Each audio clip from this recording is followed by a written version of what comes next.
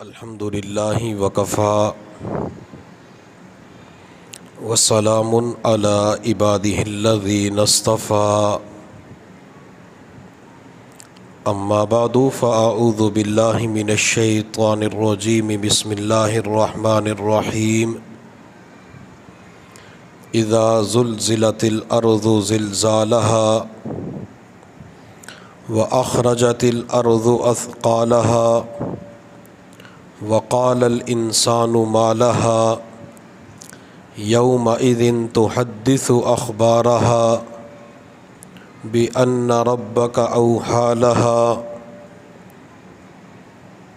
يومئذ يصدر الناس اشتاتا ليروا اعمالهم فمن يعمل مثقال ذرة خيرا يره ومن يعمل مثقال ذرة شرا يره سبحان ربك رب العزة عما يصفون وسلام على المرسلين والحمد لله رب العالمين اللهم صل على سيدنا محمد وعلى آل سيدنا محمد وبارك وسلم۔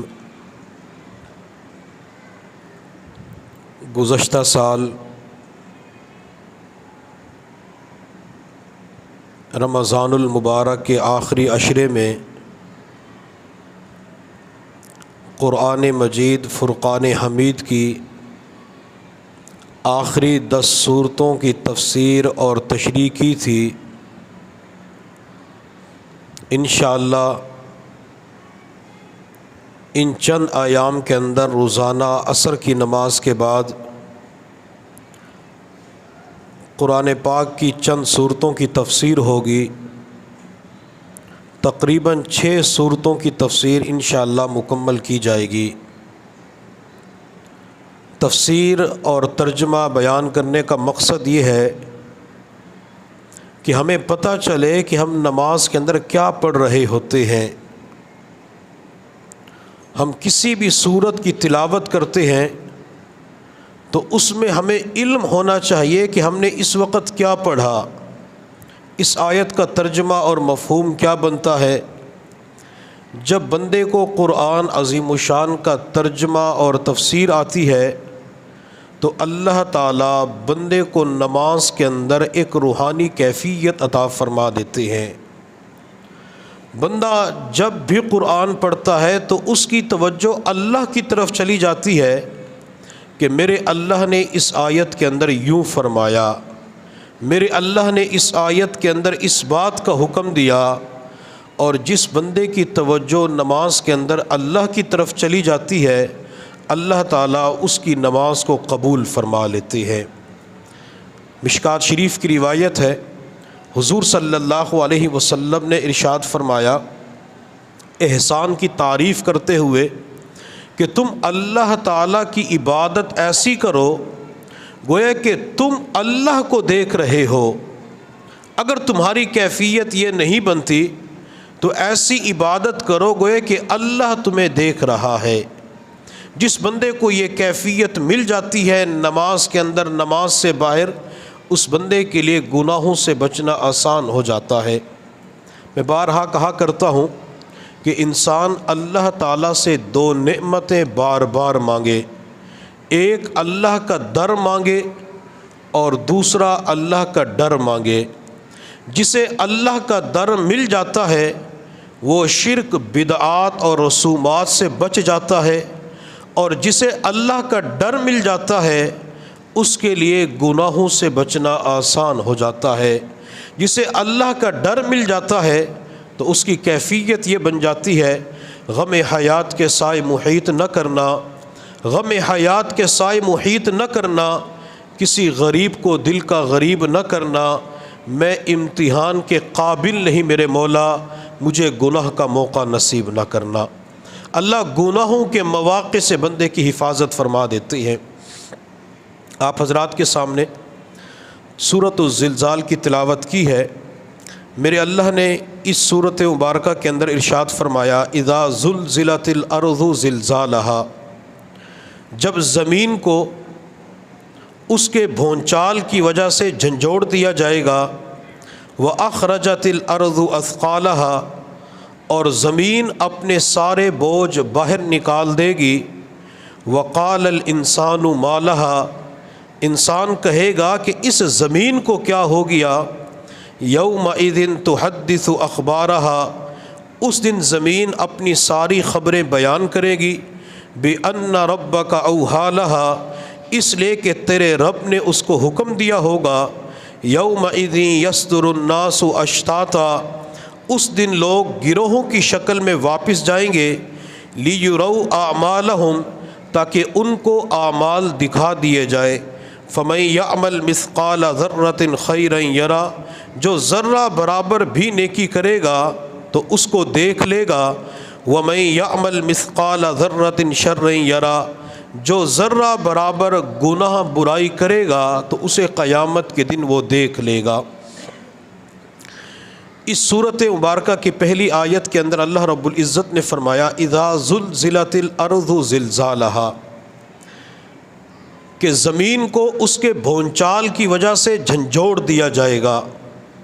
اس آیت کے اندر اللہ رب العزت نے زلزلے کا تذکرہ فرمایا ہے۔ جب قیامت کا دن آئے گا تو اس وقت 2 زلزلے ہوں گے۔ حضرت اسرافیل علیہ السلام کے ذمے میرے اللہ نے سور پھونکنے کی ڈیوٹی لگائی ہوئی ہے۔ جس دن قیامت آئے گی تو اللہ تعالیٰ اسرافیل علیہ السلام سے فرمائیں گے کہ سور پھونکو۔ جب اسرافیل علیہ السلام سور پھونکیں گے تو اس کی آواز شروع کے اندر آہستہ آہستہ ہوگی، پھر اس کی آواز بڑھنا شروع ہو جائے گی، حتیٰ کہ جب انسان، جنات، جانور، چرند پرند اس آواز کو سنیں گے تو ساری انسانیت، تمام حیوانات اس آواز کو سن کے مر جائیں گے۔ پوری انسانیت اس آواز کو سن کے ختم ہو جائے گی۔ نیک بھی مر جائیں گے، بد بھی مر جائیں گے، ہر چیز ختم ہو جائے گی، حتیٰ کہ اس آواز کی وجہ سے فرشتے بھی ختم ہو جائیں گے۔ جب انسانیت ختم ہو جائے گی، جانور، چرند پرند ختم ہو جائیں گے، سورج بے نور ہو جائے گا، چاند ختم ہو جائے گا، ستارے ٹوٹ جائیں گے، پہاڑ روئی کے گالوں کی طرح بکھرتے ہوئے نظر آئیں گے، تو اللہ تعالیٰ حضرت اسرافیل علیہ السلام سے فرمائیں گے کہ تو بھی مر جا۔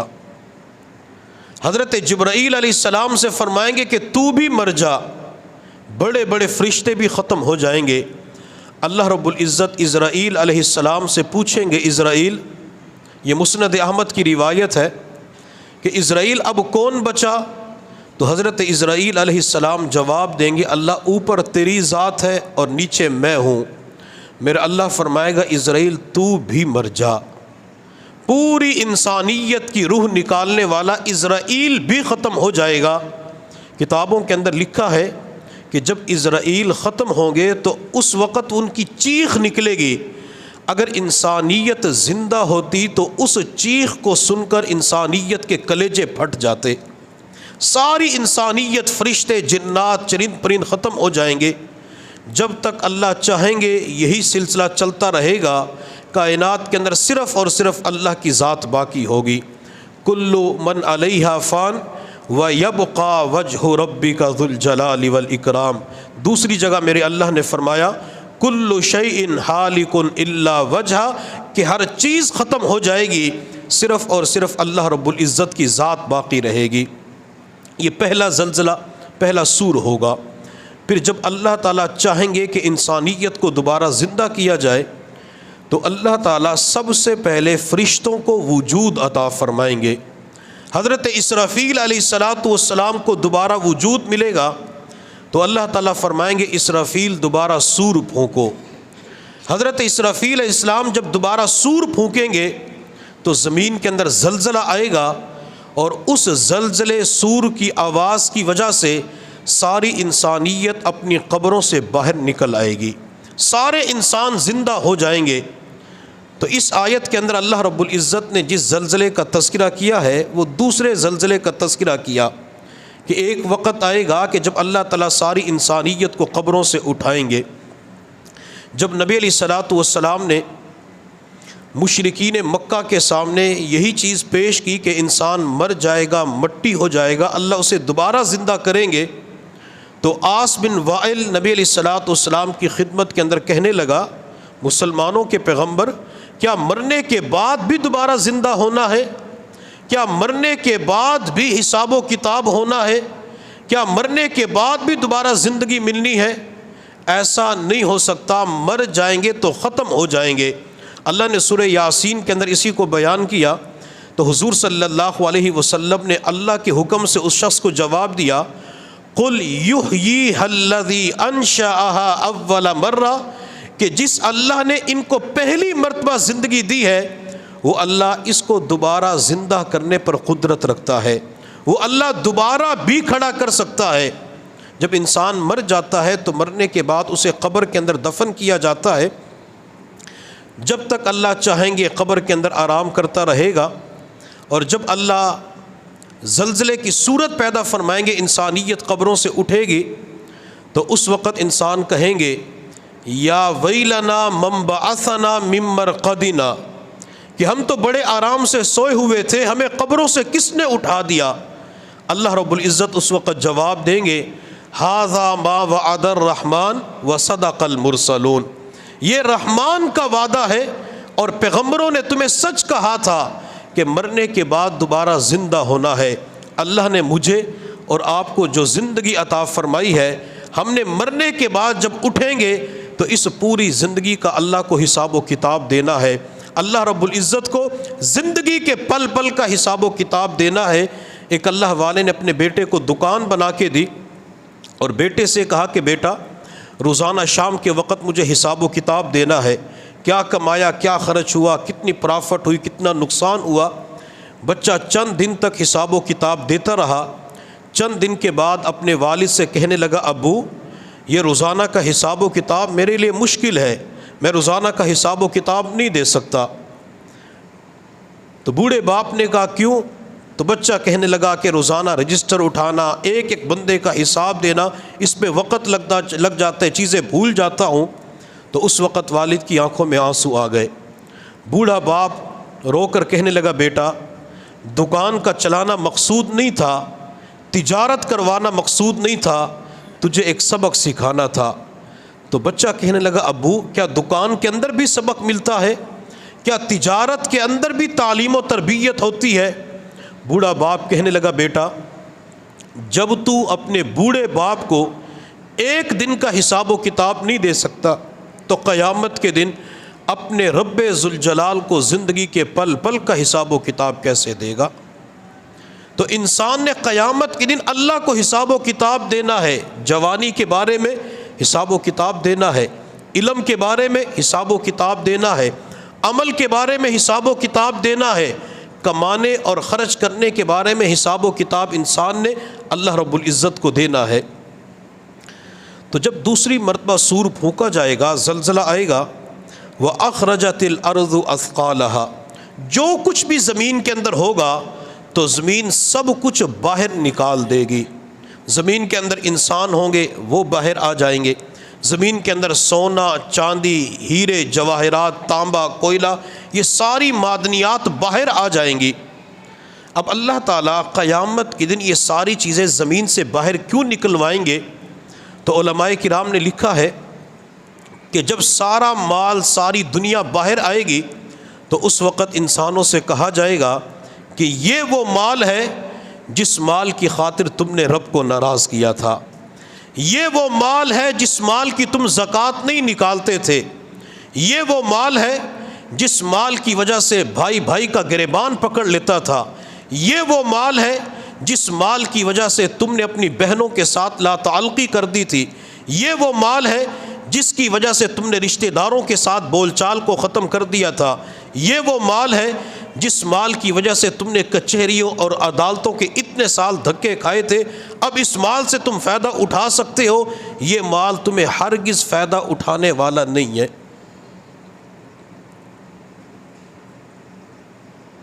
حضرت حسن بصری رحمۃ اللہ علیہ فرمایا کرتے تھے کہ مال دنیا انسان کا وہ ساتھی اور دوست ہے جب تک اس کو اپنے سے جدا نہ کیا جائے اس وقت تک وہ فائدہ دے نہیں سکتا۔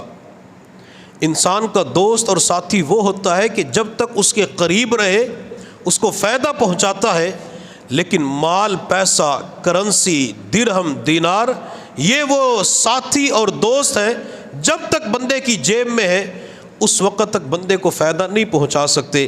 بندے کی جیب کے اندر پیسہ پڑا رہے تو پیسہ ہوتے ہوئے بندہ مال خرید سکتا ہے، بندہ کھانا لے سکتا ہے۔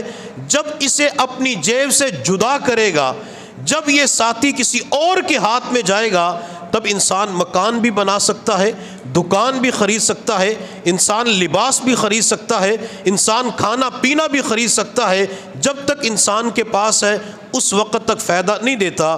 حکیم الامت حضرت مولانا اشرف علی تھانوی رحمۃ اللہ علیہ نے اپنے مواعظ کے اندر لکھا ہے کہ ایک مالدار تھا جس نے زمین کے نیچے ایک تہ خانہ بنایا ہوا تھا اور اس کے اندر سونے چاندی کی اینٹیں رکھی ہوئی تھی، ہیرے جواہرات رکھے ہوئے تھے۔ اس تہ خانے کے اندر اس بندے کے علاوہ کوئی جا نہیں سکتا تھا۔ دروازہ کھولنے کا طریقہ بھی اسے آتا تھا، دروازہ کھولنے بند کرنے کا طریقہ بھی اسے آتا تھا۔ ایک دن وقت گزرتا گیا تو یہ بندہ بیسمنٹ کے اندر گیا، دروازہ کھول کے اندر داخل ہوا، دروازے کو لاک کر دیا، دروازے کو بند کر دیا اور اپنے مال کو گننا شروع کر دیا کہ میرے پاس کتنا سونا پڑا ہوا ہے، میرے پاس کتنے درہم، کتنے دنانیر پڑے ہوئے ہیں۔ مال، سونے اور دولت کو گنتے ہوئے کافی وقت گزر گیا۔ اس بندے کو شدت کی بھوک لگی، لیکن اس بیسمنٹ کے اندر کھانے پینے کا انتظام نہیں تھا، کھانے کی کوئی چیز نہیں رکھی ہوئی تھی۔ دوڑتا ہوا دروازے کے قریب آیا کہ باہر جا کر کھانے پینے کا سامان لے کے آؤں، لیکن دروازہ کھولنے کا طریقہ بھول گیا، ذہن نے کام کرنا چھوڑ دیا۔ اب یہ بندہ کبھی دروازے کو ٹکر مارتا ہے، کبھی سونا چاندی اٹھاتا ہے، لیکن سونا چاندی اس بندے کو فائدہ نہ پہنچا سکا، حتیٰ کہ ایڑیاں رگڑتے ہوئے، دروازے کو ٹکر مارتے ہوئے بھوک اور پیاس کی حالت میں دنیا سے چلا جاتا ہے۔ یہ مال جس کی وجہ سے انسان اپنے رب کو ناراض کر بیٹھتا ہے۔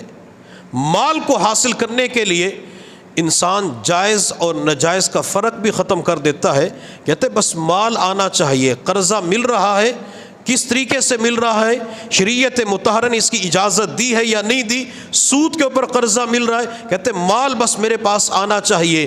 جو بندہ مال حاصل کرتے ہوئے، مال لیتے ہوئے اپنے رب کو بھول جاتا ہے تو قیامت کے دن فرشتے اس کو کہیں گے یہی وہ مال ہے جس مال کی خاطر تم نے رب کو ناراض کیا تھا، یہی وہ مال ہے جس مال کی خاطر تم نے والدین کو چھوڑ دیا تھا، یہی وہ مال ہے جس کی وجہ سے اللہ کے بندوں کو پریشان کرتے تھے۔ آج اس مال سے فائدہ اٹھاؤ، اس وقت کوئی بھی مال سے فائدہ اٹھانے کے لیے تیار نہیں ہوگا۔ زمین سب کچھ باہر نکال دے گی۔ وقال الانسان ما لہا، جب زمین سب کچھ باہر نکالے گی تو انسان اس وقت کہے گا کہ اس زمین کو کیا ہو گیا، اس نے تو آج ساری انسانیت کو باہر نکال دیا، سونا چاندی باہر نکال دیا۔ یومئذ تحدث اخبارہا، اس دن زمین ساری خبریں، سارے واقعات کو بیان کرے گی۔ جو کچھ اس وقت زمین کے اوپر ہو رہا ہے تو قیامت کے دن یہ زمین ایک ایک چیز کی اللہ کی بارگاہ میں گواہی دے گی، ایک ایک چیز کی خبر دے گی۔ انسان بعض مرتبہ تنہائی کے اندر، خلوت کے اندر موبائل کی سکرین پر غلط چیزوں کو دیکھتا ہے، وہ یہ سمجھ رہا ہوتا ہے کہ اس وقت مجھے دیکھنے والا کوئی نہیں ہے، اس کمرے کے اندر کوئی کیمرہ نہیں لگا ہوا، کوئی دنیا والا نہیں دیکھ رہا۔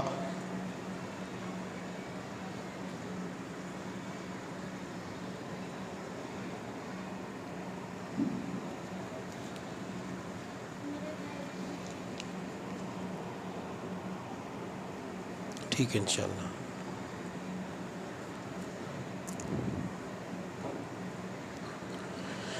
کہ مجھے کمرے کے اندر دیکھنے والا کوئی نہیں ہے، لیکن اس وقت اللہ رب العزت بندے کے ساتھ ہوتے ہیں۔ وَهُوَ مَعَكُمْ أَيْنَمَا كُنْتُمْ، تم جہاں کہیں بھی ہوتے ہو اللہ تمہارے ساتھ ہوتا ہے۔ اللہ بھی بندے کو دیکھ رہا ہوتا ہے، اور بندہ جو کچھ تنہائی کے اندر کرتا ہے تو زمین اس کو ریکارڈ کر لیتی ہے، زمین اس کو محفوظ کر لیتی ہے۔ بندہ اپنے ملک کے اندر، اپنے شہر کے اندر، علاقے کے اندر غلط حرکتیں کرے، بندہ گناہ کا کام کرے، کسی اور طرف جا کر گناہ کا کام کرے، زمین فوراً اس کو محفوظ کر لیتی ہے، اور قیامت کے دن جب زمین بتائے گی کہ اس بندے نے میرے اوپر یہ کیا تھا، اس نے میرے اوپر یہ گناہ کیا تھا، یہ غلطی کی تھی، تو بندہ اس وقت اقرار کرے گا، جی اللہ میں نے یہ گناہ بھی کیا تھا، اللہ میں نے یہ غلطی بھی کی تھی۔ اس لیے ہمارے مشائخ اکابر فرماتے ہیں کہ چلتے پھرتے، اٹھتے بیٹھتے، کھاتے پیتے، ہر وقت دل کے اندر اللہ کا دھیان رکھا کرو کہ اللہ مجھے دیکھ رہا ہے، اللہ میرے ساتھ ہے۔ اور اسے سلسلہ عالیہ نقشبندیہ کے اندر وقوف قلبی کہا جاتا ہے۔ جس بندے کو وقوف قلبی کی نعمت نصیب ہو جاتی ہے، اس کے لیے گناہوں سے بچنا آسان ہو جاتا ہے۔ جب بھی گناہ کا موقع آتا ہے کہتے ہیں اللہ اس وقت مجھے دیکھ رہا ہے، اللہ اس وقت میرے ساتھ ہے۔ اور جسے اللہ کا استحضار، اللہ کا دھیان نصیب ہوتا ہے، وہ کبھی بھی اپنے رب کی نافرمانی نہیں کرتا۔ حضرت عمر فاروق رضی اللہ تعالی عنہ مدینہ کی گلیوں میں گشت فرما رہے تھے، رات کا وقت تھا، مدینہ طیبہ کی گلیاں تھیں۔ حضرت عمر ایک گھر کے قریب سے گزرے تو اندر سے دو خواتین کی آواز آ رہی تھی۔ ماں اپنی بیٹی سے کہہ رہی تھی، بیٹی آج بکری نے دودھ تھوڑا دیا ہے، دودھ کے اندر پانی زیادہ ملا لو۔ تو بچی کہنے لگی، امی امیر المؤمنین عمر نے منع کیا ہے دودھ کے اندر پانی نہیں ملانا۔ تو ماں کہنے لگی، بیٹی اس وقت کون سا عمر دیکھ رہا ہے؟ بچی کے دل میں وقوف قلبی کی نعمت تھی، بچی کے دل میں اللہ کا خوف، اللہ کا استحضار دھیان تھا۔ تو بچی رات کے اندھیرے میں، رات کی تاریکی کے اندر اپنی ماں سے کہنے لگی، امی اگر اس وقت عمر نہیں دیکھ رہا، عمر کا خدا تو دیکھ رہا ہے، عمر کا رب تو دیکھ رہا ہے۔ حضرت عمر فاروق رضی اللہ تعالی عنہ فرماتے ہیں کہ جب میں نے اس جملے کو سنا تو میرے دل کے اوپر چوٹ لگی، میری آنکھوں سے آنسو بہنا شروع ہو گئے کہ اس وقت بھی گھروں کے اندر ایسی خواتین موجود ہیں جن کے دلوں کے اندر اللہ کا خوف پایا جاتا ہے۔ حضرت عمر فرماتے مجھے پوری رات نیند نہیں آئی، میں گھر چلا گیا، میں نے پوری رات مصلی کے اوپر روتے ہوئے گزار دی۔ اگلا دن ہوا، حضرت عمر نے اس بچی اور ماں کو اپنے گھر کے اندر طلب کیا۔ جب ماں اپنی بیٹی سمیت آئی، حضرت عمر نے فرمایا، بوڑھی اماں سنا ہے کہ تیری بیٹی جوان ہو چکی ہے، میرا بیٹا جوان ہو چکا ہے، میں اپنے بیٹے کے لیے آپ سے بیٹی کا رشتہ مانگتا ہوں۔ بوڑھی خاتون کہنے لگی، امیر المؤمنین مدینہ طیبہ کے اندر حسن و جمال والی، حسب نسب والی لڑکیاں موجود ہیں، آپ کی نگاہ انتخاب میرے گھر کے اوپر کیوں پڑ گئی؟ حضرت عمر فاروق نے فرمایا، بوڑھی اماں میں نے تیرے گھر کے مال پیسے کو نہیں دیکھا، میں نے حسب نسب کو نہیں دیکھا، میں نے برادری خاندان کو نہیں دیکھا، میں نے تیری بچی کے اندر دینداری کو دیکھا ہے، میں نے تیری بچی کے اندر تقوی پرہیزگاری کو دیکھا ہے، میں تقوی پرہیزگاری کی وجہ سے تیری بچی کو بہو بنانا چاہتا ہوں۔ وہ بوڑھی خاتون کہنے لگی، امیر المؤمنین میرے لیے تو خوشی کا مقام ہے کہ میری بیٹی بہو بن کر آپ کے گھر کے اندر آ جائے گی۔ چنانچہ رشتہ ہو گیا، وہ لڑکی دلہن بن کر عمر کے گھر کے اندر آ جاتی ہے۔ حضرت عمر فاروق رضی اللہ تعالی عنہ نے اپنی بہو کے ذمے لگایا، بیٹی جب روزانہ لوگوں کے درمیان میں فیصلہ کرنے کے لیے جاؤں گا، تو نے میرے سامنے کھڑے ہو کر یہی جملہ دہرانا ہے، عمر نہیں دیکھ رہا، عمر کا خدا دیکھ رہا ہے۔ حضرت عمر فاروق فرماتے ہیں، میں چلتا ہوا جاتا، میری آنکھوں سے آنسو بہ رہے ہوتے تھے، اور جب لوگوں کے درمیان فیصلہ کرنے کے لیے بیٹھ جاتا، میں اس وقت اپنے آپ کو مخاطب کر کے کہا کرتا تھا، عمر انصاف کے ساتھ فیصلہ کرنا، تیرا رب تجھے اس وقت بھی دیکھ رہا ہے۔ حضرت عمر فاروق فرماتے ہیں، میں انصاف کے ساتھ فیصلہ کر دیتا، جب شام کے وقت واپس آتا، وہ بہو سامنے کھڑے ہو کر عشاء کی نماز کے بعد یہی جملہ دہراتی، عمر نہیں دیکھ رہا، عمر کا خدا دیکھ رہا ہے۔ حضرت عمر فاروق فرماتے ہیں، اس جملے کو سن کر مجھے رات کے وقت نیند نہیں آتی تھی، میں وہ رات مصلی کے اوپر گزار دیا کرتا تھا، اپنے رب کے سامنے بارہا کہا کرتا تھا، عمر تیرا رب تجھے اس وقت بھی دیکھ رہا ہے۔ کون جانتا تھا حضرت عمر فاروق رضی اللہ تعالی عنہ دینداری تقوی کی وجہ سے جس لڑکی کو دلہن بنا کے گھر کے اندر لے کے آئیں گے، اللہ اس کی نسلوں کے اندر اولیاء اللہ کو پیدا فرمائیں گے۔ پھر اللہ نے اس بچی کی نسل کے اندر حضرت عمر بن عبدالعزیز رحمۃ اللہ علیہ جیسے ولی حکمران کو پیدا فرما دیا۔ اور اسی چیز کی تعلیم نبی علیہ الصلوۃ والسلام نے دی ہے۔ آپ علیہ الصلوۃ والسلام نے فرمایا کہ جب کسی عورت سے نکاح کیا جاتا ہے، شادی کی جاتی ہے، تو 4 وجوہات کے بنا پہ کی جاتی ہے۔ مال پیسے کی بنیاد پہ، حسب نسب کی وجہ سے، خوبصورتی کی وجہ سے، دینداری کی وجہ سے۔ آپ علیہ الصلوۃ والسلام نے فرمایا لوگو تم دینداری کو مقدم رکھنا، تم دین کو مقدم رکھنا، پرہیزگاری کو مقدم رکھنا۔ آج کے دور میں نوجوان کی چاہت یہ ہوتی ہے، اپنے والدین سے کہتا ہے لڑکی مجھے خوبصورت بھی چاہیے، لڑکی مالدار بھی چاہیے، اور ایسی لڑکی چاہیے جو نوکری کرنے والی ہو تاکہ وہ مجھے کھلا سکے۔ یہ خود نوجوان مرد ہے، اس کی مردانگی کہاں چلی جاتی ہے جب کہتے ہیں کہ نوکری کرنے والی مجھے لڑکی چاہیے۔ الرجال قوامون علی النساء، اللہ نے تو مرد کو عورتوں کے اوپر نگران بنایا ہے، یہ خود کما کے اپنی بیوی کو کھلائے، بچوں کو کھلائے۔ میرے محبوب صلی اللہ علیہ وسلم نے ارشاد فرمایا خاوند لقمہ اٹھا کے بیوی کے منہ میں ڈالتا ہے، اللہ اس پر بھی صدقے کا ثواب عطا فرماتے ہیں۔ خاوند کما کر سبزی لے کے آتا ہے، بچوں کے لیے فروٹ لے کے آتا ہے، اپنے گھر والوں کو عید کے موقع پہ شاپنگ کر کے دیتا ہے، کپڑے جوتے خرید کر دیتا ہے، اللہ تعالیٰ تب بھی اسے صدقے کا ثواب عطا فرما دیتے ہیں۔ ہم دینداری کو مقدم رکھا کریں کہ لڑکا دیندار ہے، لڑکی دیندار ہے، ماشاءاللہ حافظہ ہے، حدیث پاک کی عالمہ ہے، نیکی کی زندگی گزارنے والی، میں نے تو اس لڑکی کے ساتھ نکاح کرنا ہے، اس گھر کے اندر، اس خاندان کے اندر شادی کرنی ہے جس خاندان کی عورتوں کے اندر دین پایا جاتا ہے۔ تو بات میں کر رہا تھا کہ زمین سب کچھ بیان کرے گی، اس لیے علماء کرام نے لکھا ہے کہ اگر کبھی بندے سے گناہ ہو جائے، گناہ تو ہم سے ہو جاتے ہیں، بھول جاتے ہیں، رب کو بھول جاتے ہیں، اپنے آپ کو بھول جاتے ہیں، مقام بھی بھول جاتے ہیں، وقت بھی بھول جاتے ہیں کہ یہ کوئی گناہ کرنے کا وقت ہے۔ کبھی رات کی تنہائیوں میں، رات کے آخری پہر کے اندر گناہ کر رہے ہوتے ہیں، وہ مقام، وہ پہر جو اللہ سے مانگنے کا وقت ہوتا ہے، وہ وقت جس کے اندر اللہ اپنے بندوں کو نواز رہے ہوتے ہیں، جس کے اندر اللہ فرشتوں کے ذریعے اعلان کروا رہے ہوتے ہیں ہے کوئی گناہوں کی معافی مانگنے والا جس کے گناہوں کو میں معاف کر دوں، ہے کوئی اپنی حاجت کا سوال کرنے والا جس کی حاجت کو میں پورا کر دوں۔ اللہ کی رحمت آسمان دنیا پہ نزول کر چکی ہوتی ہے، اللہ بندوں کو نواز رہے ہوتے ہیں، اور اس وقت کوئی غافل بندہ اپنے رب کی نافرمانی کر رہا ہوتا ہے۔ اس لیے وقت کو بھی دیکھا کرے کہ اس وقت اگر میں گناہ کروں گا تو اللہ اور زیادہ ناراض ہو جائیں گے۔ اگر کبھی گناہ ہو جائے، زمین پہ گناہ ہو جائے، یا انسان ہواؤں کے اندر فضائی سفر کر رہا ہے، اگر اس وقت گناہ ہو جائے، اس وقت گناہ کیا ہوتا ہے؟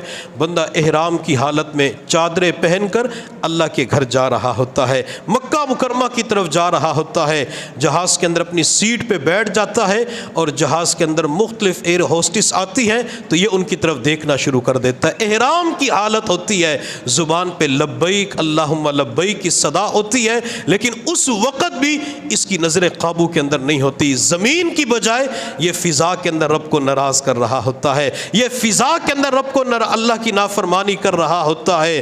حالانکہ انسان اس وقت تصور کرے کہ اگر یہ جہاز زمین کی طرف چلا جائے تو لمحوں کے اندر جہاز بھی ختم ہو سکتا ہے، لمحوں کے اندر پورا عملہ بھی ختم ہو سکتا ہے، جہاز کو آگ لگ جائے تو پورا جسم جل جائے گا۔ کتنے واقعات ہم نے سنے، کتنے واقعات ہم نے اخبارات کے اندر پڑھے کہ پورا عملہ جہاز کے اندر جل گیا، کوئی زندہ نہیں بچا، کسی انسان کی شکل و صورت بھی نظر نہیں آ رہی تھی۔ اس وقت انسان رب کی نافرمانی کرتا ہے۔ بعض مرتبہ کھانے پینے کے اوپر جہاز کے اندر لوگ لڑنا جھگڑنا شروع کر دیتے ہیں، اپنوں کے ساتھ بول چال بعض مرتبہ ختم ہو جاتی ہے۔ اگر انسان ایسے گناہ کرتا ہے تو اللہ تعالیٰ بعض مرتبہ بندے کو اس وقت بھی پکڑ لیتے ہیں۔ ان اخذہ علیم شدید، تیرے رب کی پکڑ بڑی شدید ہے۔ ان بطش ربک لشدید، جب تیرا رب پکڑتا ہے تو کوئی اس کو چھڑا نہیں سکتا۔ فضا کے اندر جب بندہ جائے تو اس وقت تو انسان کو زیادہ اعمال کرنے چاہیے۔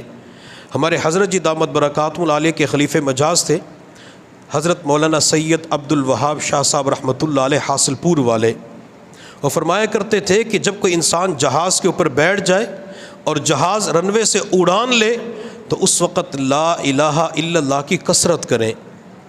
جب جہاز فضا سے زمین کی طرف آئے تو اس وقت لا الہ الا اللہ کی کثرت کرنی چاہیے۔ جب جہاز رن وے سے اڑان لیتا ہے یا فضا سے زمین کی طرف آتا ہے تو اکثر واقعات اس وقت رونما ہوتے ہیں، اکثر حادثات اس وقت ہوتے ہیں۔ اگر بندہ اڑتے ہوئے نیچے اترتے ہوئے لا الہ الا اللہ کی کثرت کرے اور اس موقع پہ کسی حادثے کی وجہ سے دنیا سے چلا جاتا ہے، اللہ اس کے لیے جنت کا فیصلہ فرما دیں گے۔ میرے محبوب صلی اللہ علیہ وسلم نے ارشاد فرمایا، من کان آخر کلامہ لا الہ الا اللہ، جس بندے کی زندگی کا آخری بول، آخری جملہ، آخری کلام لا الہ الا اللہ ہوا، اللہ تعالیٰ اسے جنت کے اندر داخل فرما دیں گے۔ ہمارے ملتان کے قاری گزرے ہیں، قاری محمد عبداللہ صاحب رحمۃ اللہ علیہ، وہ ایک مرتبہ عمرے کے سفر پہ تشریف لے گئے۔ جب جہاز کے اندر سوار ہوئے، اپنی سیٹ کے اوپر بیٹھ گئے تو قاری صاحب فرماتے میں نے سوچا 5-5.5 گھنٹے کا سفر ہے تو میں قرآن کی تلاوت کر لیتا ہوں۔ فرماتے ہیں کہ میں نے قرآن پڑھنا شروع کر دیا، الف لام میم سے قرآن شروع کیا۔ فرماتے میں قرآن پڑھتا رہا، سفر طے ہوتا رہا، حتیٰ کہ جہاز کے اندر چند گھنٹوں کے بعد اعلان ہوا کہ ہم فلاں ملک کے عبدالعزیز انٹرنیشنل ایئرپورٹ پہ اترنے والے ہیں۔ تو اس وقت میں نے الحمد سے لے کر والناس تک پورا قرآن پڑھ لیا تھا۔ تو ایسے بھی لوگ موجود ہیں جو اس دھرتی کے اوپر بھی رب کو راضی کرتے ہیں، فضائی سفر کرتے ہیں تو اس وقت بھی رب کو راضی کرتے ہیں۔ امام شافعی رحمۃ اللہ علیہ فرماتے ہیں کہ میں نے مکہ مکرمہ سے مدینہ طیبہ کی طرف جانا تھا، مجھے اس سفر کے اندر 8 دن اور 8 راتیں لگی۔ میں نے اپنی سواری کے اوپر بیٹھ کر 8 دن اور 8 راتوں کے اندر 16 مرتبہ قرآن کا ختم کر لیا۔ تو امام شافعی رحمۃ اللہ علیہ مجھے اور آپ کو سبق یہ دے رہے ہیں کہ تم کسی کا بیان سننے کے لیے جاؤ، اعتکاف میں جاؤ، شب جمعہ پہ جاؤ، کسی سے ملاقات کے لیے جاؤ، اپنی دکان پہ جاؤ، دفتر پہ جاؤ، تم سائیکل پہ سوار ہو کے جاتے ہو، موٹر سائیکل پہ سوار ہو کے جاتے ہو، اپنی گاڑی کے اندر سفر کر کے جاتے ہو، تو راستے کے اندر بھی رب کو راضی کرنا ہوتا ہے۔ راستے کے اندر ایسے اعمال کرنے ہوتے ہیں کہ جن اعمال کی وجہ سے بندے کو رب کی رضا نصیب ہو جائے۔ ہم میں سے ہر بندہ اپنے ضمیر سے پوچھے کہ جب میں گھر کی 4 دیواری سے باہر نکلتا ہوں تو میری نظریں دائیں بائیں دیکھ رہی ہوتی ہے یا نظریں جھکی ہوئی ہوتی ہے؟ مشائخ اولیاء اللہ فرماتے ہیں کہ آج کے دور میں انسان کی حالت یہ بن چکی ہے کہ شکاری کتے کی طرح اس کی نگاہیں نامحرم لڑکیوں کا پیچھا کر رہی ہوتی ہیں۔ کبھی اس کو دیکھا تو اس کی تصویر دل کے اندر بسا لی، اس کو دیکھا تو اس کی تصویر اپنے دل کے اندر بسا لی، ہر وقت دوسروں کو دیکھنے کی فکر میں ہوتا ہے۔ کبھی انسان دوسروں کو دیکھنے کی بجائے اپنے من کے اوپر بھی تو غور کرے، اپنے اندر بھی تو سوچے۔ علامہ اقبال رحمۃ اللہ علیہ نے اسی وجہ سے فرمایا تھا، اپنے من میں ڈوب کر پا جا سراغ زندگی، اپنے من میں ڈوب کر پا جا سراغ زندگی، تو اگر میرا نہیں بنتا نہ بن، اپنا تو بن۔ ہمیں کبھی تنہائی کے اندر بیٹھ کر اپنے اندر جھانکنا چاہیے، اپنی فکر کرنی چاہیے کہ میں کیا ہوں، میں کیا تھا اور اس وقت میں کیا کر رہا ہوں۔ میرے اوپر اللہ کے اتنے احسانات ہیں کہ میں کسی ایک نعمت کا شکریہ ادا کر ہی نہیں سکتا، اور میں اسی محسن کی نافرمانی کرتا ہوں، اسی محسن کو ناراض کر لیتا ہوں جس پروردگار نے ماں کے پیٹ سے لے کر اب تک، کسی کی 30 سال کی زندگی ہو چکی ہے، 40 45 50 سال کی زندگی ہو چکی ہے، اللہ نے کتنی نعمتیں عطا فرمائی، اور وہ نعمتیں جو اللہ نے بن مانگے ہمیں عطا فرمائی ہے۔ جب اللہ بن مانگے نعمتیں ہمیں عطا کرتا ہے تو حق یہ بنتا ہے کہ اس پروردگار کی بار بار فرما برداری کی جائے۔ تو اگر کبھی گناہ ہو جائے، گناہ زمین کے اوپر ہو جائے، چھت کے اوپر ہو جائے، فضائی سفر کے اندر گناہ ہو جائے، اپنی سواری کے اوپر گناہ ہو جائے، تو گناہ کے فوراً بعد توبہ کرنی چاہیے، گناہ کے فوراً بعد استغفار کرنا چاہیے۔ علماء کرام فرماتے ہیں کہ یہ زمین جس کے اوپر گناہ ہوتا ہے اس چیز کو ریکارڈ کر لیتی ہے، محفوظ کر لیتی ہے۔ جب زمین قیامت کے دن اللہ کی بارگاہ میں کہے گی، اللہ تیرے اس بندے نے میرے اوپر یہ گناہ کیا تھا، اللہ تیرے اس بندے نے میرے اوپر یہ حرکت کر کے مجھے بھی گندا کر دیا تھا، جب زمین بندے کے خلاف گواہی دے گی، جس بندے نے توبہ کی ہوگی تو زمین اس وقت یہ کہے گی اللہ یہ تیرا وہ بندہ ہے جس نے میرے اوپر توبہ کی تھی، اللہ یہ تیرا وہ بندہ ہے جس نے میرے اوپر استغفار کیا تھا۔ اور وہ نوجوان کتنا خوش نصیب ہوتا ہے جو اپنی جوانی سجدوں کے اندر، عبادات کے اندر گزارتا ہے۔ یہی زمین قیامت کے دن کہے گی اللہ جوانی کی عمر تھی، اللہ یہ جوانی کو داغدار کر سکتا تھا لیکن یہ اپنے پاس بے داغ جوانی رکھتا ہے، اللہ میرے اوپر لمبے سجدے کیا کرتا تھا، اللہ میرے اوپر لمبی تلاوت بیٹھ کے کیا کرتا تھا، اللہ جب یہ میرے اوپر بیٹھ کے تلاوت کرتا تھا تو مجھے سکون ملتا تھا، میں اس کے لیے دعا کیا کرتی تھی، اللہ یہ میرے اوپر بیٹھ کر لمبی دعا مانگتا تھا، اللہ یہ میرے اوپر بیٹھ کر تیرے خوف کی وجہ سے آنسو بہاتا تھا، اللہ وہ آنسو میرے اوپر گرتے تھے، اللہ میں خوش ہوا کرتی تھی کہ یہ تیرا کتنا مقرب بندہ ہے، اللہ میں اس کے ایمان کی نیکیوں کی گواہی دیتی ہوں۔ اگر زمین بندے کی نیکیوں کی گواہی دے دے تو بندے کا بیڑا پار ہو جائے گا۔ تو ہمیں بار بار اسی وجہ سے علماء کرام نے لکھا ہے کہ بندہ جس جگہ پہ فرض نماز ادا کرتا ہے، فرضوں کے بعد جو سنتیں اور نوافل ادا کرنے ہوتے ہیں وہ اسی جگہ پہ ادا نہ کرے، اگرچہ ادا کرنا جائز ہے، ادا کر سکتے ہیں، لیکن علماء فرماتے ہیں اس جگہ پہ نہ پڑھے بلکہ تھوڑا سا ہٹ کے ادا کرے تاکہ قیامت کے دن وہ حصہ بھی اللہ کی بارگاہ میں گواہی دینے والا بن جائے کہ اللہ اس نے میرے اوپر فرض پڑھے تھے، اللہ یہاں پہ اس نے سنتیں پڑھی تھی، یہاں پہ اس نے نفل پڑھے تھے۔ بعض اکابرین مشائخ اولیاء اللہ کا معمول یہ تھا کہ ان کے گھر کے آس پاس جو مسجد ہوتی تھی تو اس مسجد کی ایک ایک حصے کے اوپر سجدہ کیا کرتے تھے، وہاں پہ فرض نماز پڑھی، اس کے ساتھ سنتیں پڑھی، پھر نفل پڑھے، کہیں پہ نفل نماز پڑھی، پوری مسجد کے اندر وہ اللہ کی بارگاہ میں سجدوں کا اہتمام کیا کرتے تھے تاکہ مسجد کا ایک ایک ذرہ، مسجد کی ایک ایک اینٹ قیامت کے دن ہماری ایمان اور عبادت کی گواہی دینے والی بن جائے۔ تو زمین بھی قیامت کے دن گفتگو کرے گی۔ بعض مرتبہ ذہن کے اندر سوال پیدا ہوتا ہے کہ زمین تو مٹی ہے، پتھر ہے، تو یہ بھی قیامت کے دن بولے گی؟ جی ہاں، جب اللہ چاہیں گے تو یہ زمین بھی گفتگو کرے گی۔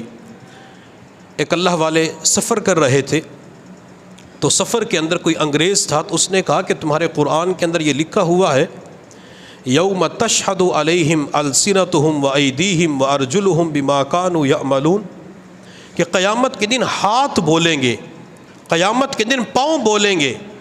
تو کیا ہاتھوں کے اوپر زبان لگی ہوئی ہے؟ کیا پاؤں کے اوپر زبان لگی ہوئی ہے؟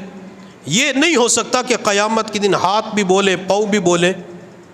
اللہ والے نے پہلے فرمایا کہ تو ہاتھ اور پاؤں کی بات کرتا ہے، قیامت کے دن تو زمین بھی بولے گی۔ وہ بندہ اور حیران پریشان ہو گیا کہ اعضاء بھی بولیں گے، زمین بھی بولیں گے۔ اللہ والے نے فرمایا اچھا یہ بتلاؤ کہ یہ زبان بغیر زبان کے بول رہی ہے یا اس کے ساتھ کوئی زبان لگی ہوئی ہے جس کی وجہ سے یہ زبان بول رہی ہے؟ اب یہ جو گوشت کا ایک ٹکڑا ہے یہ بولتی ہے، گفتگو کرتی ہے، کیا اس زبان کے ساتھ کوئی اور زبان لگی ہوئی ہے جس کی وجہ سے یہ بولتی ہے؟ جس اللہ نے اس گوشت کے ٹکڑے کو بولنے کی طاقت دی ہے وہ اللہ قیامت کے دن ہاتھ کو بھی طاقت دے گا کہ یہ بول پڑے، وہ اللہ پاؤں کو بھی طاقت دے گا کہ پاؤں بول پڑے، وہ اللہ اس زمین کو بھی طاقت دے گا کہ یہ زمین بھی اللہ کی بارگاہ میں بول پڑے۔ بعض مرتبہ دنیا کے اندر دیکھا گیا اللہ نے شکل و صورت بہترین بنائی ہوتی ہے، اللہ نے چہرہ بڑا خوبصورت بنایا ہوتا ہے، نئے نقشے بڑے بہترین ہوتے ہیں، ہر اعتبار سے اچھا ہوتا ہے، لیکن گویائی کی نعمت اس بندے کے پاس نہیں ہوتی، وہ بول نہیں سکتا، ما فی الضمیر کا اظہار نہیں کر سکتا۔ وجہ کیا ہے کہ اللہ نے اس کی زبان سے گویائی کی نعمت کو سلب کر لیا ہوتا ہے۔ تو اللہ جب چاہیں گے اللہ تعالیٰ ان اعضاء کو بولنے کی طاقت دیں گے، اور جب قیامت کے دن یہ اعضاء بولیں گے، ہاتھ بولے گا، پاؤں بولیں گے، انسان کے دوسرے اعضاء بولیں گے، تو انسان اس وقت کہے گا کہ آج تم میرے خلاف گواہی کیوں دے رہے ہو؟ لما شہدتم علینا؟ تو اس وقت اعضاء کہیں گے انطقنا اللہ الذی انطق کل شیء، کہ جس پروردگار نے ہر چیز کو بولنے کی طاقت اور قوت دی ہے اسی پروردگار نے ہمیں بولنے کی طاقت و قوت دی ہے۔ بچہ پیدا ہوتا ہے تو بچہ بول سکتا ہے، لیکن اگر اللہ چاہیں تو بول سکتا ہے۔ حضرت مریم علیہ السلام حضرت زکریا علیہ السلام کی بھانجی لگتی ہے اور زکریا علیہ السلام کے پاس وقت گزارتی ہے۔ اللہ نے بے موسم مریم کو پھل بھی عطا فرمائے تھے، جب مریم علیہ السلام کو امید لگی تو حضرت مریم علیہ السلام جنگل ویرانے کی طرف گئی۔ اللہ رب العزت نے مریم سے فرمایا حزی الیکی بجذع النخلہ تساقط علیکی رطبا جنیا فکلی واشربی وقرری عینا۔ مریم یہ کھجور کا درخت ہے، اس کی شاخوں کو حرکت دینا تیرا کام ہے اور تیرے اوپر تازہ پھل گرانا یہ تیرے اللہ کا کام ہے۔ اللہ نے یہاں پہ سست لوگوں کو سبق دیا ہے کہ جب تک حرکت نہیں کرو گے اس وقت تک برکت نہیں آئے گی۔ جو اللہ مریم کو بغیر خاوند کے امید لگا سکتا ہے وہ اللہ مریم کے لیے پھلوں کا انتظام نہیں کر سکتے تھے، وہ اللہ مریم کے لیے پانی کا انتظام نہیں کر سکتے تھے۔ اللہ نے مریم سے فرمایا کہ حرکت دو گی تب تمہیں کھجور کا پھل ملے گا۔ اور یہاں پہ میں شادی شدہ حضرات کو ایک عرض کروں گا کہ جب گھر والے امید ہوں، بچوں کی ولادت کا معاملہ قریب ہو، یہ بچے پیدا ہو جائیں، تو اس وقت خواتین کو چاہیے کہ خواتین کھجور کا استعمال کرے، کھجور بھی استعمال کرے اور پانی بھی استعمال کرے۔ چونکہ جب مریم کے ہاں بچے کی ولادت ہو رہی تھی تو اللہ نے کھجور کھانے کا حکم دیا اور اللہ نے پانی پینے کا حکم دیا۔ خواتین بعد کے اندر کہتی ہیں کہ جسم کے اندر پانی کی کمی ہو گئی، خون کی کمی ہو گئی، پانی کی وجہ سے اللہ پانی کی کمی کو دور فرمائیں گے، اور کھجور کی وجہ سے اللہ تعالیٰ جو طاقت و قوت خون کی کمی ہوتی ہے اللہ تعالیٰ اس کو پورا فرما دیں گے۔ کھجور کے اندر اتنی طاقت اور قوت ہوتی ہے، حکماء نے لکھا ہے اگر بندے کو صرف ایک کھجور ملے، اس کھجور کے بعد 72 گھنٹے تک بندے کو کھانے کی چیز نہ ملے تو بندے کو بھوک کی وجہ سے موت نہیں آ سکتی۔ اللہ نے ایسی طاقت، ایسی غذائیت اس کھجور کے اندر رکھی ہے۔ حضور صلی اللہ علیہ وسلم جب روزہ افطار کرتے تھے تو کیا استعمال کرتے تھے؟ کھجور استعمال کرتے تھے۔ کھجور کیوں استعمال کرتے؟ کہ لمبا روزہ رکھا ہے، لمبے روزے کی وجہ سے جسم کے اندر طاقت و قوت کم ہو چکی ہے، کھجور استعمال کریں گے اللہ تعالیٰ اس طاقت و قوت کو کھجور کی وجہ سے پورا فرما دیں گے۔ لہٰذا ہمیں کھجور استعمال کرنی چاہیے۔ کھجور کے اللہ نے، نبی علیہ الصلوۃ والسلام نے بڑے فوائد بیان فرمائے ہیں۔ تو حضرت مریم نے کھجور استعمال کی، پانی پیا تو بچے کی ولادت ہو گئی۔ حضرت مریم علیہ السلام نے جب بچے کو دیکھا تو اس وقت کہا کنت نسیا منسیا۔ حضرت مریم پھر بچے کو لے کر آبادی کی طرف جاتی ہے۔ جب اپنے خاندان کے اندر، برادری کے اندر، علاقے کے اندر، محلے کے اندر پہنچی تو بستی والوں نے کہا یا اخت ہارون ما کان ابوکی امرأ سوء وما کانت امکی بغیہ، اے ہارون کی بہن تیرا باپ تو برا آدمی نہیں تھا، تیری ماں کوئی بدکارہ عورت نہیں تھی۔ حضرت مریم علیہ السلام کے والد کا نام عمران ہے، والدہ کا نام حضرت حنہ ہے۔ تو بستی والوں نے کہا ہارون کی بہن تیرا والد عمران برا آدمی نہیں تھا، تیری ماں حنہ بدکارہ عورت نہیں تھی، تو بچہ کہاں سے لے کے آ گئی؟ مریم کو 3 نسبتوں کا طعنہ دیا گیا، بھائی کا طعنہ دیا گیا، والد کا طعنہ دیا گیا، ماں کا طعنہ دیا گیا۔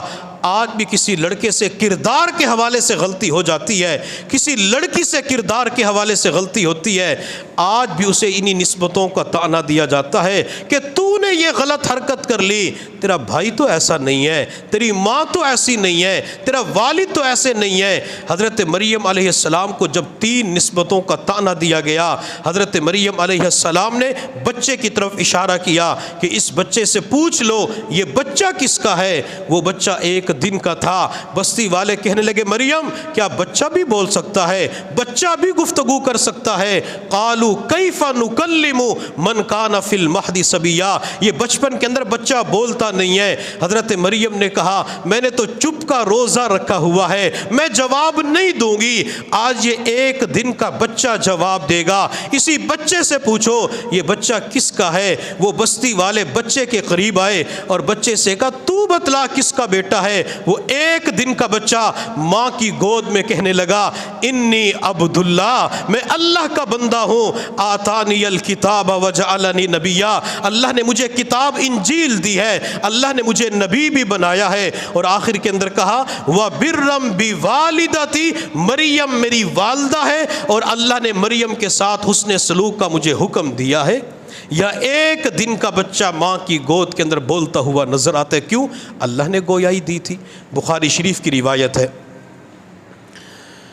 بنی اسرائیل کے اندر ایک عابد تھا، عبادت گزار تھا، جس کا نام جوریج تھا۔ وہ ایک مرتبہ اپنے عبادت خانے کے اندر عبادت کر رہے تھے، ماں ان کی بوڑھی ہو چکی تھی، ماں نے آواز دی بیٹا جریج، لیکن انہوں نے جواب نہیں دیا۔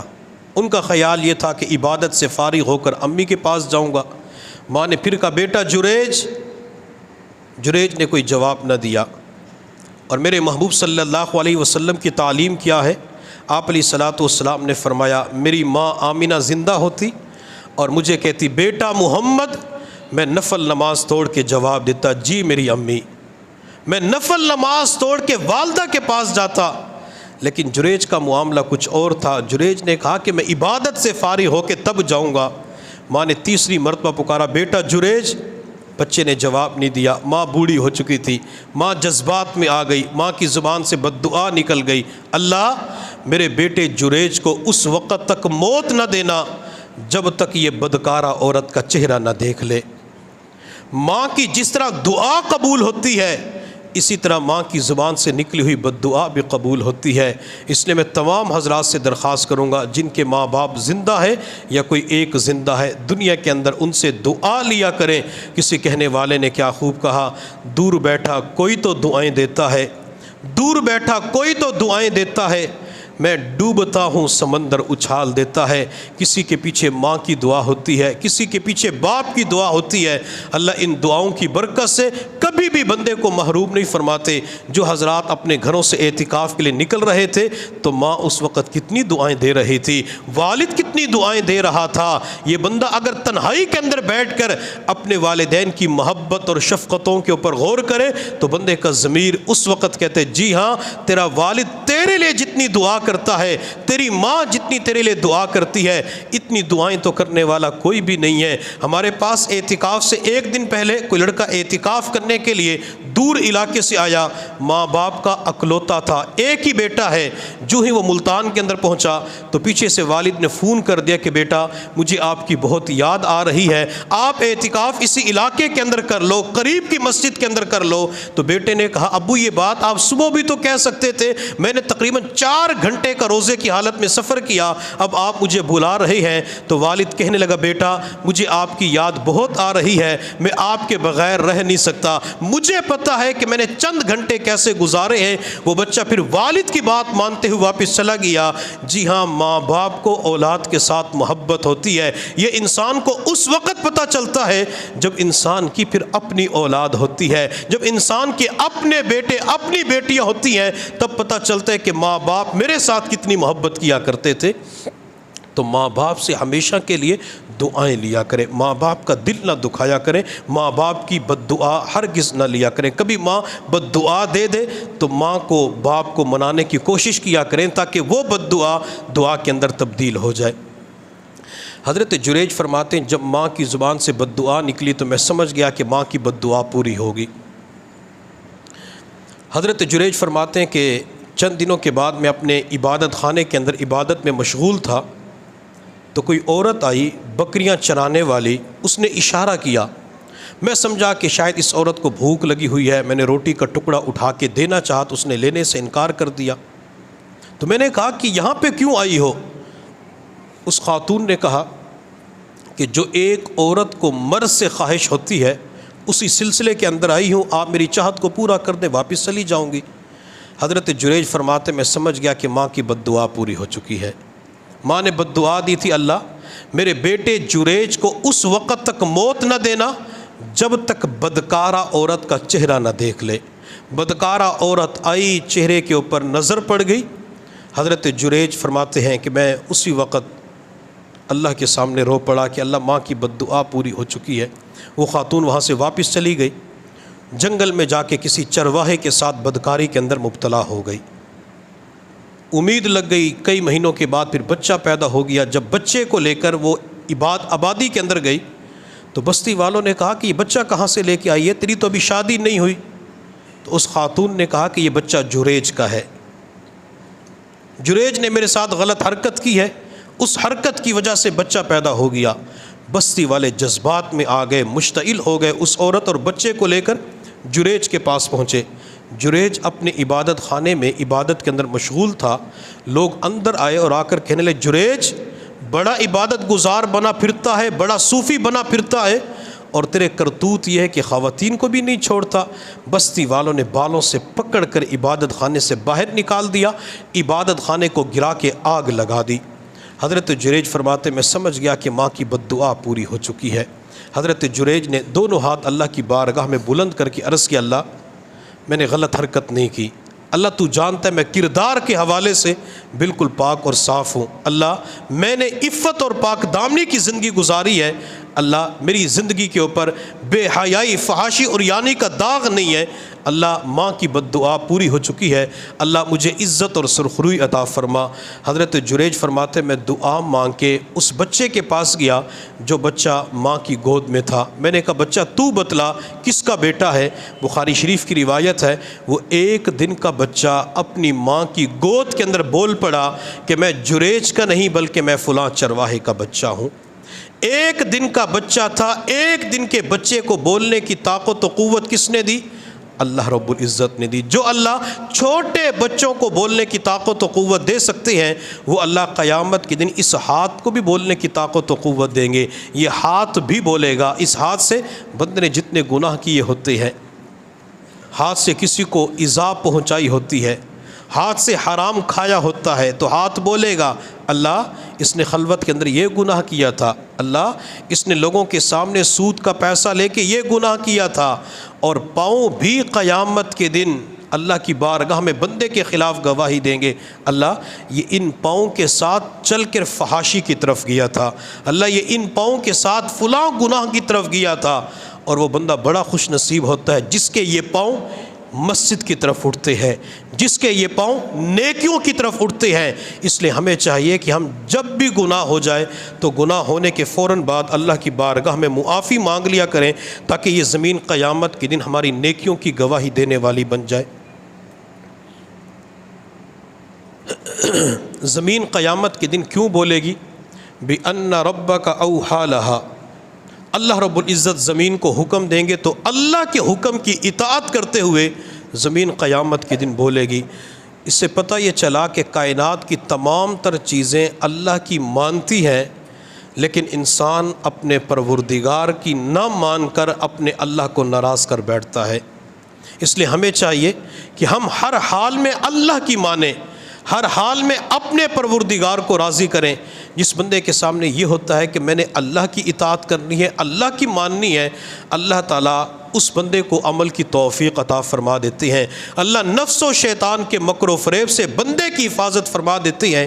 اس لیے نیت یہ کرے، عزم بالجزم یہ کریں کہ آج کے بعد میں اللہ کی نافرمانی نہیں کروں گا، آج کے بعد اللہ کو ناراض نہیں کروں گا۔ ہم اللہ کی نافرمانی بعض مرتبہ ایسے کرتے ہیں، مسجد کے قریب دکان ہوتی ہے، گھر ہوتا ہے، مسجد کے میناروں سے اذان کی آواز بلند ہوتی ہے۔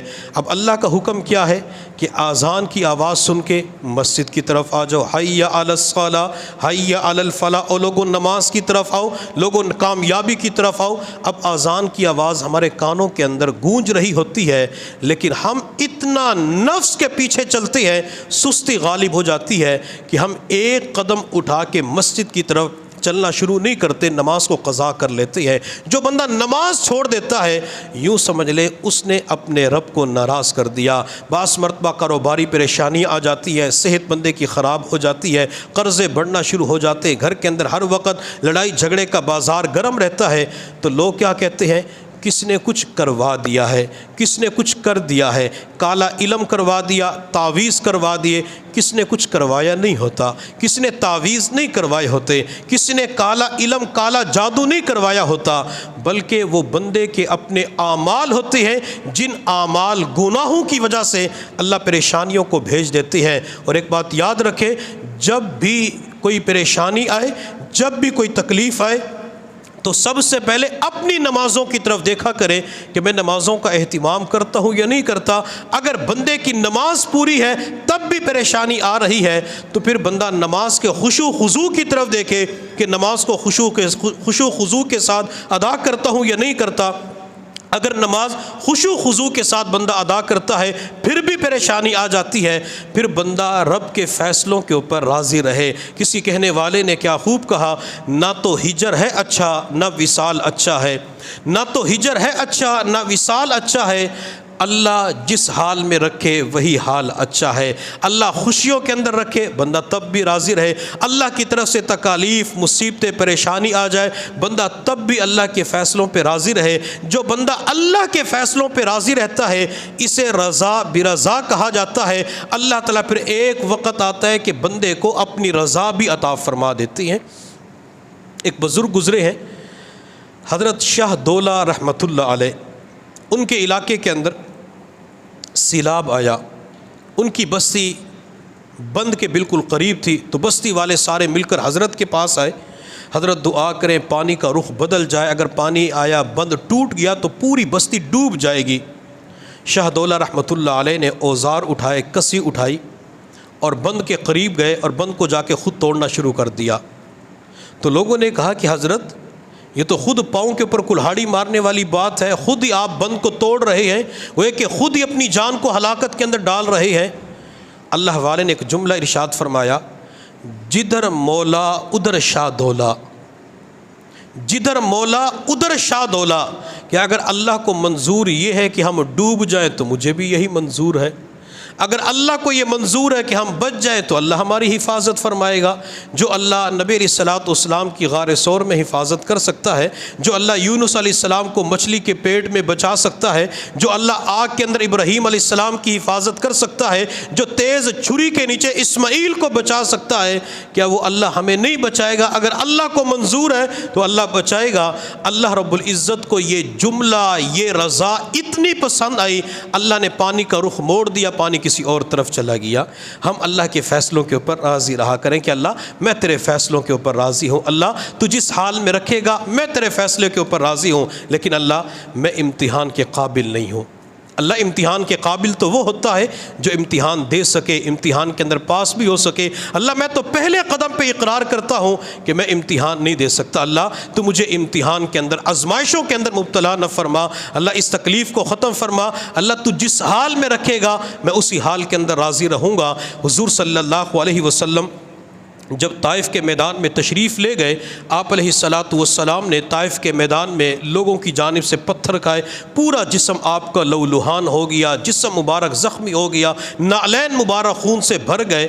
تو میرے اللہ نے فرشتے کو بھیجا، جاؤ میرے محبوب سے کہہ دیں اگر وہ چاہیں تو میں طائف والوں کو دو پہاڑوں کے درمیان کچل ڈالوں۔ فرشتے نے آ کے پیغام پہنچایا۔ حضور صلی اللہ علیہ وسلم نے انتقامی جذبات کا اظہار نہیں فرمایا، بلکہ اہل طائف کے لیے آپ نے دعا کر دی۔ میرے اللہ کے سامنے حضور صلی اللہ علیہ وسلم نے پھر عرض کیا، اے اللہ میں آپ کا بندہ ہوں، آپ کے بندے کا بیٹا ہوں، آپ کی بندی کا بیٹا ہوں، ناصیاتی بیدک، اللہ میری پیشانی تیرے قبضے قدرت میں ہے، اللہ آپ مجھے کن کے حوالے کرتے ہیں؟ آپ مجھے غیروں کے حوالے کرتے ہیں جو میرے ساتھ ترش روئی کا معاملہ کرتے ہیں۔ اللہ اگر تو مجھ سے ناراض ہے، اللہ تجھے اس وقت تک منانا ضروری ہے جب تک کہ تو راضی نہ ہو جائے۔ اللہ اگر تو مجھ سے راضی ہو چکا ہے تو پوری دنیا کی ناراضگی کی مجھے کوئی پرواہ نہیں ہے۔ یا تھوڑی دیر کے لیے ٹھنڈے دل و دماغ سے سوچیں، نبی علیہ السلام کا پورا بدن لہولہان ہو چکا ہے، نعلین مبارک خون سے بھر چکے ہیں، آپ علیہ الصلوۃ والسلام کو پتھر مارے گئے۔ اس موقع پر بھی نبی علیہ الصلوۃ والسلام فرماتے، اللہ میں تیرے فیصلوں کے اوپر راضی ہوں، اللہ تو بھی مجھ سے راضی ہو جا، اللہ میں تیرے فیصلوں کے اوپر راضی ہو گیا۔ جب نبی علیہ الصلوۃ والسلام اللہ کے فیصلوں پہ راضی رہے، شام کے وقت مکہ مکرمہ پہنچے تو میرے اللہ نے حضور صلی اللہ علیہ وسلم کو اس رضا کی وجہ سے معراج کا سفر عطا فرما دیا۔ معراج کا سفر اسی وقت نبی علیہ الصلوۃ والسلام کو نصیب ہوا جب نبی علیہ السلام طائف کے میدان میں پتھر کھا کے رات کے وقت مکہ مکرمہ پہنچے۔ جو اللہ کے فیصلوں کے اوپر راضی رہے گا اللہ معراج اسے بلندیاں ضرور عطا فرمائیں گے۔ اس لیے دنیا کے اندر جب بھی کوئی پریشانی آئے، جی اللہ میں آپ کے فیصلے کے اوپر راضی ہوں، یہ زبان سے شکوے کرنا اللہ نے میرے ساتھ یہ کیوں کیا، کہ اللہ کو میں ہی ملا تھا نعوذ باللہ، کہ اللہ کو اور نہیں ملا۔ کسی کا بچہ فوت ہو جاتا ہے تو بعض مرتبہ والدین کہہ دیتے ہیں کہ ابھی میرے بچے کی کون سی عمر تھی، ابھی میرے بچے نے دیکھا ہی کیا تھا۔ یہ گلے شکوے ہوتے ہیں، اس کا مطلب یہ ہوتا ہے کہ بندہ رب کے فیصلوں پہ راضی نہیں ہے۔ بندہ وہ ہوتا ہے جو رب کے ہر فیصلے کو تسلیم کرے، ہر فیصلے کے اوپر راضی رہے۔ اللہ رب العزت کی بارگاہ میں دعا ہے کہ اللہ تعالی ہم سب کو اپنی رضا نصیب فرمائے، اللہ تعالی اپنے فیصلوں کے اوپر راضی رہنے کی توفیق عطا فرمائے۔ چند آیات کا ترجمہ اور تفسیر تشریح ہو چکی ہے، جو چند آیات باقی ہیں تو انشاءاللہ کل کی مجلس کے اندر ان کی تشریح کی جائے گی، تفسیر کی جائے گی۔ اللہ رب العزت کی بارگاہ میں دعا ہے کہ اللہ تعالی ہم سب کو سمجھنے اور عمل کرنے کی توفیق عطا فرمائے۔ وآخر دعوانا ان الحمد للہ رب العالمین۔